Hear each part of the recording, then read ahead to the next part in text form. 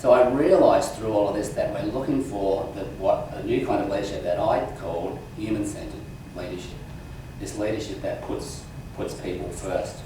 So contextually, we're operating in what the military call VUCA. It's this volatility, uncertainty, complexity, and ambiguity. There's this messy kind of world that we're operating in for a whole lot of reasons, for some of the things that I've highlighted, the markets, the morality, the machines, the climate change, the post-GFC, all kinds of things. How do we operate as leaders in that kind of world? What does it mean to be what I've called a human-centered leader? So here's the context of leadership, which is radically different to what it was a generation ago, and I would argue even 10 years ago. It's changed significantly. So the content of leadership. First observation is that leadership is a relationship. As I ask people about leadership, they describe all it's very, I find people find it very difficult to nail down and say what leadership is. So as an aside, my working definition of leadership is that leadership is a relationship that moves someone towards what is good. This has a lot of really important words in it. So firstly, leadership is a relationship. I spent some time at Sandhurst, the Royal Military College in the UK, as in a visitor, not a student or anything like that, and talked to the trainers there. Now Sandhurst is a leadership training academy. That's why it exists, to train the leaders of the military for tomorrow.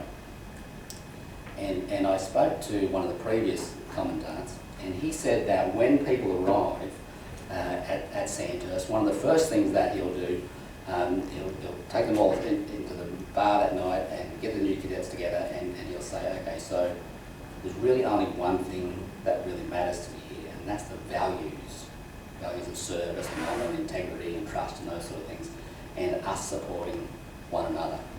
So if you fail on a technical issue, we see that as a training thing. How do we teach you better? If you fail on a values issue, it's unacceptable and it's instant dismissal. It's not open to debate and conversation.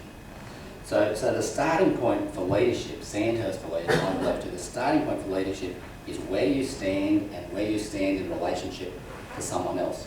He said, because, Major General Arthur Denaro, he said, because when you, platoon leaders, when you become leaders in the military and you go into battle, your platoon, your people need to know that you're telling them the truth. They need to be able to trust you in every environment, and your commanders need to be able to trust you. We need to know that that's just an absolute gift. Values failure will be met with dismissal. So the first part of leadership is relationship.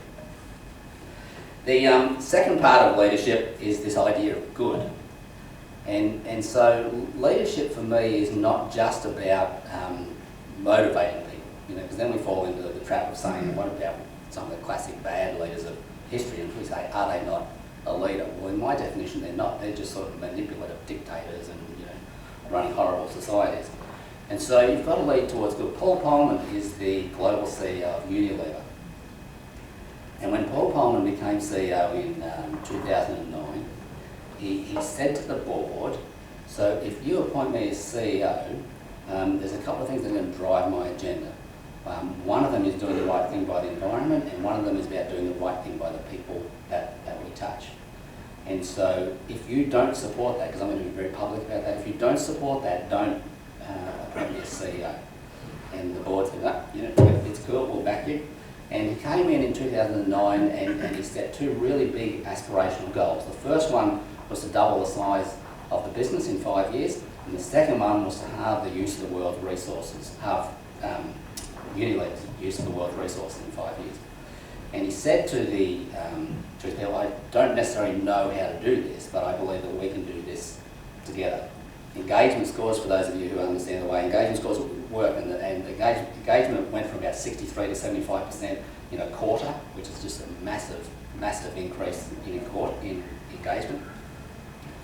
And he's largely achieved, so he's about 6 years into his role now, he's largely achieved most of these things, but his driving principle, when I say leadership is for good, his driving principle, and he says this over and over and over, is he says that business cannot prosper in a community that fails. So the starting point for everything he does is the community, not the business. And so one of the first things he did, and we can all do this, is he did an audit of all the ways Unilever all around the world touches people and touches communities. So there's some really obvious ones, as in we've got a factory there, and so we have employees there, or we're buying services from there. But to go on, where are the people who buy our products? Where are the people who dispose of our products? Where do our products end up in the environment? You know, where does Unilever touch people and touch communities? And are we doing, is that having a positive impact or a negative impact? If it's negative, how do we ameliorate that? If it's a positive, how do we leverage and accelerate that? So this principle that leadership is for good. That business cannot prosper in a community that fails.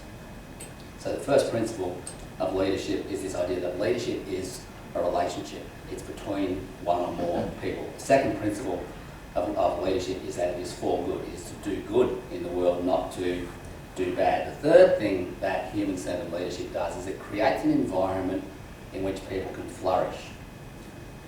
So this sort of comes from the idea of saying, if I go back to why do we go to work? You know, we don't actually go to work to, frankly, die for our shareholder, you know. We work for organisations who seem to have that point of view at times, you know, and you know, we come across them and we're quite familiar with them, but that's actually not why we were born, you know, that's not what we're for, you know. And then I have some clients who just are genuinely committed to this idea of creating an environment in which their people can flourish. And that means saying, what do I need to do to help you be and become your best? You know, are you being damaged? Ask this, you know, this is a brave question to ask to sort of start.